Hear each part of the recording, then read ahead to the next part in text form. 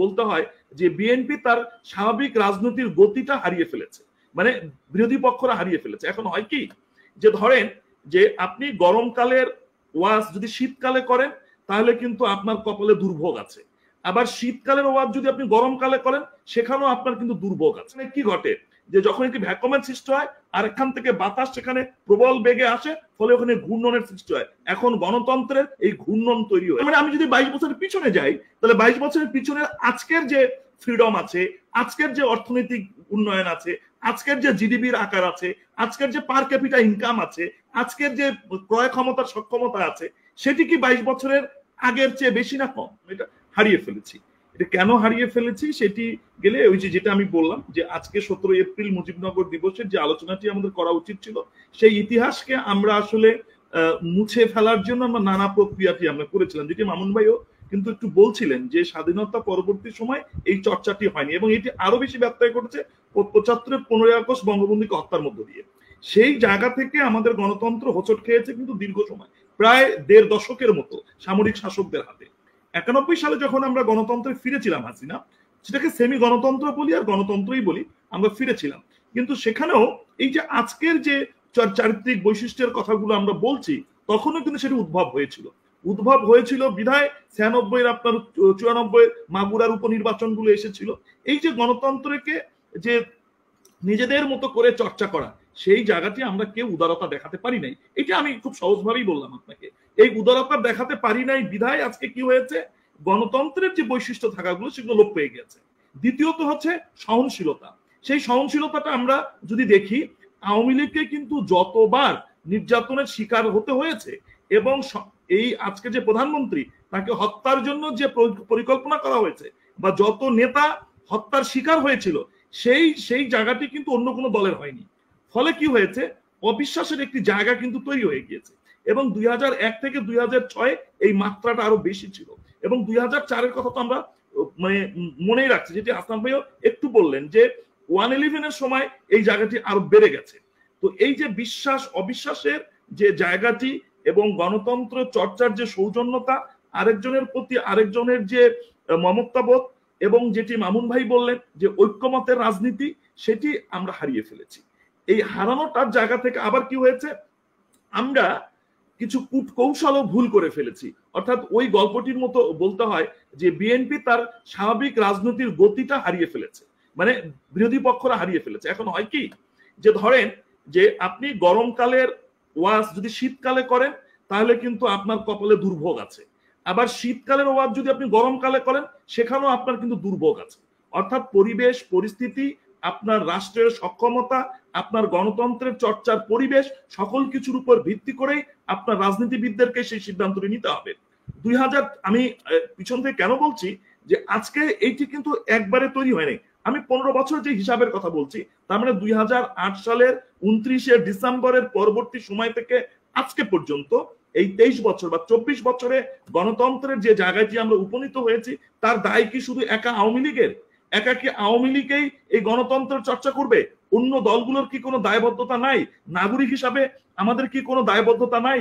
আজকে আমরা শুধু বলেই যাচ্ছি যে আমি এটি চাই না, কিন্তু আমি কি সেটি চর্চা করেছি? আপনার যদি মনে থাকে হাসিনা, আমি বলি যে এই রবি ভাইদেরকে আমি কিন্তু যথেষ্ট পরিমাণে, অন্য কেউ করেছে কিনা আমি জানি না, আমি শুধু তাদের মানে হাতে পায়ে ধরি নাই। আমি বলেছি ভাই, গণতন্ত্রের প্রতিযোগিতা লাগে, গণতন্ত্রকে টিকিয়ে রাখতে গেলে আপনার ভোটে আসতে হবে। গণতন্ত্রের প্রাণ ভোমরা হচ্ছে ভোট। আপনি জিতেন বা হারেন সেটি পরের বিষয়, কিন্তু আপনি যদি স্পেস ছেড়ে দেন, এটি ভ্যাকুয়াম কখনো থাকবে না। কোথাও যদি ঘূর্ণি বাতাস হয় তাহলে সেখানে কি ঘটে, যে যখন একটি ভ্যাকুয়ামের সৃষ্টি হয় আর এখান থেকে বাতাস সেখানে প্রবল বেগে আসে, ফলে ওখানে ঘূর্ণনের সৃষ্টি হয়। এখন গণতন্ত্রের এই ঘূর্ণন তৈরি হয়েছে, এই ঘূর্ণনটি তৈরি হয়েছে। এখন এই ঘূর্ণনটি নিয়ন্ত্রণ করবে কে? নিয়ন্ত্রণ করতে হবে রাজনীতিবিদদেরকেই, নিয়ন্ত্রণ করতে হবে রাজনৈতিক দলদের। তারপরেও আমি মামুন ভাইদের এই কল্যাণ পার্টির ছোট ছোট কিছু দলদেরকে ধন্যবাদ জানাই, যারা এই ঘূর্ণনকে থামানোর জন্য এগিয়ে এসেছিলেন। বিএনপি একটি বড় স্টেক হোল্ডার। আমি যতই আজকে রবি ভাইকে খারাপ কথা বলি না কেন, যতই আমি তাদেরকে গালাগালি করি না কেন, তারপরও আপনাকে মেনে নিতে হবে বিপুল জনগোষ্ঠী একটি সমর্থন তাদের রয়েছে। তার মানে কি হয়েছে, এই সমর্থনটা যদি আজকে থাকতো, আপনাকে হাসিনা আমি বলি যে আমি 28 তারিখের ঘটনার পূর্ব আমি রবি ভাইদেরকে বলেছিলাম যে ভাই আপনারা যদি আজকে যদি ডিক্লেয়ার করেন নমিনেশন সাবমিশনের আজকে লাস্ট ডেট, আজকেও যদি বলেন যে আমরা নির্বাচনে যাব, দেখেন নির্বাচনের পরিবেশ কিরকম চেঞ্জ হয়ে যায়, আপনি তো ছেড়ে দিচ্ছেন। এখন আমার কাছে মনে হচ্ছে যে পুরোটাই হয়তোবা যেটি তাদের অনেক নেতা বলছেন যে তারা নির্বাচনে তাদেরকে দূরে রাখার প্রক্রিয়া অমুক তুমুক অনেক ধরনের কথা বলেছে, সেগুলোতে আমি বিতর্ক যেতে চাই না। তবে গণতন্ত্রের যে স্বাভাবিক সৌন্দর্য, গণতন্ত্রের যে স্বাভাবিক চর্চা, সেই জায়গা থেকে আমরা অনেক দূরে সরে গিয়েছি। সেটি এককভাবে আওয়ামী লীগের দোষ দিলে চলবে না, সেটি আমাদেরও দায় রয়েছে। সেটি হলো একটি বিষয়। আর পিটার হাসের ক্ষেত্রে যে বিষয়টি আপনি বললেন, সেখানে আমি খুব সুন্দর করে একটি কথা বলি। পিটার হাস আসলে কে, এটি আমাদেরকে বোঝা উচিত। যেটি মামুন ভাই বললেন যে ডিসিদেরকে আমরা কি করেছি, এমন বেশি ক্ষমতায়ন করে ফেলেছি, অর্থাৎ একজন এমপি পার্লামেন্টও বলে ফেলেছেন যে ওনারা মনে হচ্ছেন একটি জেলার মুখ্যমন্ত্রী। সেটি আমি অস্বীকার করছি না, কিন্তু এটি করতে হলো কেন, বা এটি একটি রাজনৈতিক নেতৃত্বের এই অবস্থার দিকে গেল কেন? তো সেই জায়গাটি আমাদেরকে দেখতে হবে। তার মানে কি হয়েছে যে আমরা সব সময় চেয়েছি নিজেদের প্রতি প্রতিযোগিতা না তৈরি করে, নিজেদের প্রতি শ্রদ্ধাবোধ না দেখিয়ে নিজেরাই ক্ষমতাবান হতে চেয়েছি। ফলে কি হয়েছে, এই পিটার হাস একজন কূটনীতিক, একজন মাত্র একটি রাষ্ট্রের উনি একজন রিপ্রেজেন্টেটিভ, উনি আমেরিকা প্রশাসনের একজন কর্মকর্তা। তার কাছে আমরা ধর্ণা দিতে গিয়েছি একজন রাজনীতিবিদ হিসাবে। সেটি আমি যে শুধু স্বাধীনতা সূত্রে যদি আপনি গণতন্ত্র পিছিয়ে যায়, তো সেখানে পিটার হাসের কি দোষ? আমি এখন এখানে আসছি, এই জায়গাটিতে আমার প্রশ্ন। আমি একজন গবেষক হিসাবে 4টি প্রশ্ন করব। সেটি হচ্ছে যে উনি যে উক্তিটি করেছেন বাংলাদেশের রাজনীতির অবনতি দুঃখজনক, উনি 22 বছরের একটি হিসাব দিয়েছেন।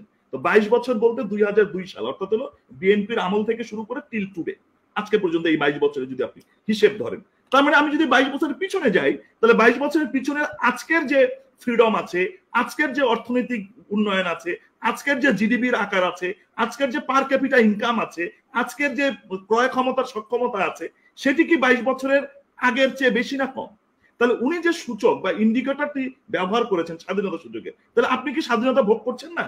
এই যে আপনি এখন আমরা মুক্ত কথা বলছি, আমরা ইপিটি তে আছি, অর্থাৎ ফ্রি ইকোনমিক জোনে আমরা আছি, তো আমরা এই যে ট্রেডটা করছি, আমরা মুক্ত বাজার অর্থনীতির মধ্যে আমরা আছি, তাহলে সেই জায়গাটিকে আপনি স্বাধীনতা ভোগ করছেন না। শিকার হচ্ছি, কথা বলতে গিয়ে তো আমরা অনেক ধরনের আক্রমণের শিকার হচ্ছি। আপনারা কথা বলতে পারছেন না, আমাদের মামলা হয়েছে স্বাধীনতার নামে আক্রমণের শিকার হচ্ছি, তাহলে সেটা কি বলতে হবে গণতন্ত্র? আমরা সবাই কথা বলতে পারছি না, আমরা সবাই কথা বলতে পারছি। আমরা কোন জায়গাটা সমস্যা হচ্ছে, আপনার কিছু লিমিটেশন আছে। আপনাকে মনে রাখতে হবে কোন রাষ্ট্রের ভৌগোলিক সীমারেখা, অবস্থান, তার পারিপার্শ্বিক অবস্থা, অর্থনৈতিক অবস্থা এবং ধর্মীয় যে রীতি রেওয়াজ, তার উপর নির্ভর করে তার বৈশিষ্ট্য এবং তার আচরণ। এখন আমাদের যে সমস্যাটা হয়েছে, আপনি বলছেন যে আমি ডেমোক্রেসিক প্র্যাকটিসটা করব, কিন্তু আপনি আবার বলছেন যে ইসলামের ডেমোক্রেটিক প্র্যাকটিসটা নেই। তার মানে কি হচ্ছে, এটা আমি এক্সাম্পল দিচ্ছি, আমি কাউকে ছোট করার জন্য বা কোনো বিতর্ক তৈরি করার জন্য আমি বলছি না, জাস্ট উদাহরণ দিচ্ছি। ফলে কি হচ্ছে, আপনার ভিতর কনফ্লিক্ট তৈরি হচ্ছে। এই কনফ্লিক্টটা আপনি কি করছেন, ব্লেন্ডিং করছেন। এই ব্লেন্ডিং এর ভিতর আমরা ঢুকে গিয়েছি। সেই কারণে আমি বলছি যে উনি যে বলেছেন 22 বছরের বাংলাদেশের রাজনীতির অবনতির কথা, এবং উনি দুটি ইন্ডিকেটর ইউজ করেছেন। একটি হচ্ছে স্বাধীনতা, ফ্রিডমের কথা বলেছেন। এখন এই ফ্রিডমটা কি, আপনি কি ফ্রিডম ভোগ করছেন না? এখন আপনি যদি স্লিপলেস, আমি জাস্ট সরি টু সে, যে আপনি যদি পাশ্চাত্য সংস্কৃতির মতো আপনি স্লিপলেস আর হাফ প্যান্ট পরাকে যদি বাংলাদেশের মেয়েদের স্বাধীনতার কথা বলেন, সেখানে তো আমার অব্লিগেশন আছে, সেখানে তো আমার কিছু অবজারভেশন আছে, আমার কিছু পারিবারিক লার্নিং আছে। সেই জায়গাটায় ওনার দৃষ্টিভঙ্গি থেকে আমার দৃষ্টিভঙ্গির কিন্তু পার্থক্য হবে স্বাধীনতার ক্ষেত্রে। এটি আমি আপনাকে জাস্ট একটা এক্সাম্পল দিলাম। দ্বিতীয়ত কথা উনি যেটা বলেছেন সেটি হচ্ছে কি, যে উনি বলছেন যে আমাদের এসডিজি লক্ষ্য অর্জনে প্রসপারিটি এন্ড গুড গভর্নেন্সের কথা বলছেন। হ্যাঁ, ডেফিনেটলি এই গুড গভর্নেন্সটাকে যদি আমরা এনশিওর করতাম, তাহলে এই গুড গভর্নেন্সটা কি একের পক্ষে যদি প্রতিবাদ না হয়, ধরেন যে আপনাকে কেউ আঘাত করলো বা মামুন ভাই আমাকে এখানে কটু কথা একটি বলে ফেললো, এখন আমি যদি নীরবে সহ্য করে যাই, এটা দুইটা দিক আছে। একটা দিক হলো যে মামুন ভাই লাই পেয়ে যাবেন, পরবর্তী সময় উনি ভাববেন যে রিপন ভাইকে যেহেতু একটি কটু কথা বলেছি, কালকে আমি মনির ভাইকে কটু কথাটি বলতে পারবো, ওনার ভিতরে এই ডেসপারিটিটা তৈরি হয়ে যাবে। কিন্তু আমি যদি প্রতিবাদ করে ফেলতাম, তাহলে উনি আরেকটি দিক ঘটবে। সেটি কি দিক ঘটবে, যে উনি সাবধান হয়ে যাবেন, যে না ভাই এই কথা বললে তো রিপন ভাইয়ের মতো মানুষ যদি এটা বলে তাহলে মনির ভাই তো অনেক সিনিয়র মানুষ, তার মানে রবি ভাইকে বা মনির ভাইকে যদি আমি এটা বলি তাহলে উনি তো আমার অস্তিত্ব নিয়ে টান মারবে। মানে আমি জাস্ট আপনাকে এক্সাম্পল দিচ্ছি। তার মানে কি যে ইউ হ্যাভ নিড টু দা কম কম মানে এটাকে প্রতিযোগিতা আপনাকে তৈরি করতে হবে। এই প্রতিযোগিতার জায়গাটিতে আমরা কিন্তু আসছি এবং সেটি তৈরি হবেই হলো এই যে সুশাসন। যদি আমরা বলি এই সুশাসনটা করতে গেলে আপনাকে পক্ষ লাগবে, এককভাবে কখনো কিন্তু বিবেচনা করে সুশাসন দেওয়া যায় না, তাহলে তো উনি ফেরেশতা হইতেন, তাহলে তো উনি নবী বা রাসূল হইতেন। মানে আমি জাস্ট একদম সহজভাবে বলছি এটি সম্ভব নয়, কারণ মানুষ মানেই তার দোষ ত্রুটি থাকবে এবং মানুষ মানেই সে তার কোনো কিছুর ঊর্ধ্বে নয়, সো দ্যাট তাকে ধরিয়ে দিতে হবে, দোষ ত্রুটিগুলো ধরিয়ে দিতে হবে। সেই ধরিয়ে দেওয়ার মানুষগুলো পাওয়া যাচ্ছে না, শুধুমাত্র সমালোচনা করার মানুষগুলো পাওয়া যাচ্ছে। আরেকটি বিষয় যেটি হচ্ছে যে এই অর্থনৈতিক যে ইন্ডিকেটর যেটি উনি ব্যবহার করেছেন, আটলান্টিক কাউন্সিলের ফ্রিডম অ্যান্ড প্রসপারিটি সেন্টারের পরিচালক জোসেফ লেমাইন, কিন্তু উনি কিন্তু বলেননি যে বাংলাদেশ যে 99তম হয়েছে এই 22 বছরের যে অর্থনৈতিক ইন্ডিকেটরের মাপকাঠিতে করেছেন সেটি কি সম্মিলিত দেশ থেকে উন্নয়নশীল দেশের দিকে যাওয়ার ফলে এটা হয়েছে নাকি কিসে হয়েছে। উনি কিন্তু এটি মেনশন করেননি, শুধু বলেছেন যে অধিকাংশ ক্ষেত্রে স্বাধীনতা বঞ্চিত হয়েছে। এই ক্যাটাগরিতে উনি বলেছেন যে স্বাধীনতা বঞ্চিত হয়েছে। আরেকটি কি বলেছেন যে অবস্থান, যে অর্থনৈতিক যে অবস্থান সেটি তো 164-র মতো, বাংলাদেশ 99 তবে আমি আপনাকে যে ইন্ডিকেটরের কথাগুলো বললাম, যে কয়টি ইন্ডিকেটর, 4টি, আমাদের জিডিপির আকার এখন 22 বছর আগের জিডিপি, এখন জিডিপির আকার কত? 5.5 প্রায় 6 লক্ষ কোটি টাকার মধ্যে। কিন্তু তো আমার সেই জায়গাগুলোতে আমরা উন্নয়ন করেছি। হ্যাঁ, আমি যে জায়গাটিতে ওবায়দুল কাদের সাহেব প্রশ্ন রেখেছেন সেটিতে আমারও প্রশ্ন যে গণতন্ত্র এটি চর্চার বিষয় এবং গণতন্ত্রের অবনতি হয়েছে বা আগের কি রকম গণতন্ত্র ছিল সেটির মাপকাঠি যে আপনি কি দিয়ে করেছেন। আমি আজকে একটি রঙিন পাঞ্জাবি পরেছি, তাহলে কি আপনি বলবেন যে আমি এখন রঙিন আছি বা আমার মনটা রঙিন হয়েছে? সো দ্যাট এই মাপকাঠিটা উনি কি দিয়েছেন সেই ইন্ডিকেটরটির কথা উনি কিন্তু বলেননি। দ্বিতীয়ত ওবায়দুল কাদের সাহেব প্রশ্ন যেহেতু রেখেছেন পিটার হাসকে, তাহলে আপনি যদি ট্রাম্পের সময় আমরা কি দেখিনি যে তার সমর্থকরা কিভাবে হোয়াইট হাউসে হামলা করেছে? এখন ট্রাম্পের বিরুদ্ধে যে আইনানুগ যে প্রক্রিয়া চলছে, বিচারকদের যে প্রক্রিয়া চলছে, তো সেটিকে কি আপনি গণতন্ত্রের কোন লেভেলে আপনি তাকে দেখবেন? তার মানে হ্যাঁ, দৃষ্টিভঙ্গিটার জায়গা থেকে ওবায়দুল কাদের সাহেব জিজ্ঞেস করেছেন যে পিটার হাস আজকে যে কথাটি বাংলাদেশ সম্পর্কে বলেছেন সেটি কি উনি ওনার দেশের গণতন্ত্রের কি অবনতি হয়েছে না উন্নতি হয়েছে সেটি কি উনি প্রকাশ করেছেন? এটি করতেই পারে। তো সেই জায়গাটির উত্তর অবশ্যই পিটার হাস সাহেব দেবেন। তবে আমি শেষ করে দেই। তবে আমার কাছে দুটো জিনিস ধন্যবাদ দিয়ে আমি শেষ করি। একটি হচ্ছে রবি ভাই অনেক দেরিতে হলো, উনি খুব প্রজ্ঞাবান মানুষ, উনি এই তৃণমূলের যে কথাটি বলেছেন আমি তাকে ধন্যবাদ জানাচ্ছি যে আজকে এই তৃণমূল থেকে আপনি দেখবেন প্রায় 70 জনের মতো, আমি আজকে যে রিপোর্ট দেখেছি যে 214টা সম্ভবত উপজেলা বা 215টি উপজেলায় যে নির্বাচন হচ্ছে সেখানে 70 জন বিএনপি জামাতের আরো অন্যান্য প্রতিযোগী আছেন, খুব ভালো দিক। এবং তারা যদি সেই অংশগ্রহণটি করতো তাহলে আজকে এই ভাই ভাস্তা ভাতিজি এদেরকে আপনি দেখতে পেতেন না, রবি ভাইদের মতো মানুষ সেখানে প্রতিযোগিতা হতো এবং আমিও হয়তো রবি ভাইকে গিয়ে ভোটটা দিয়ে আসতাম। তো সো দ্যাট এটি একটি বিষয়। আর সলিউশনের কথা যে মামুন ভাই বলেছেন, রাইট, এটি আমাদের হওয়া উচিত প্রতিটি নাগরিকের। আজকে হাসনাত ভাইও খুব সুন্দর কথা বলেছেন যে আমরা কি রকম করে দেশটাকে উন্নয়ন করতে চাই। আমি কোনো স্পেসিফিক কোনো সরকারকে নয়, আমরা আমাদের মতো করে এই দেশটাকে যদি গঠন করতে চাই তাহলে প্রত্যেকের দায় নিতে হবে, প্রত্যেককেই গণতন্ত্রের জন্য এগিয়ে আসতে হবে। আপনি কাউকে বিপদে ফেলার জন্য যদি আপনি মনে করেন যে আপনার চেয়ারটি আপনি সরিয়ে নিলেন, আরেকজন ওই চেয়ারের ভিতর সবাই গাদাগাদি করে বসে পড়বে, তা কিন্তু না। আপনার চেয়ারের যে জায়গাটি ছিল সেখানে সে মোরা হোক, মাদুর হোক বা এমনি মেজে ফ্লোরে হোক, তারা কিন্তু বসে পড়বে।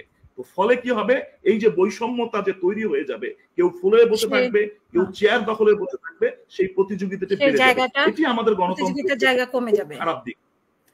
অসংখ্য ধন্যবাদ।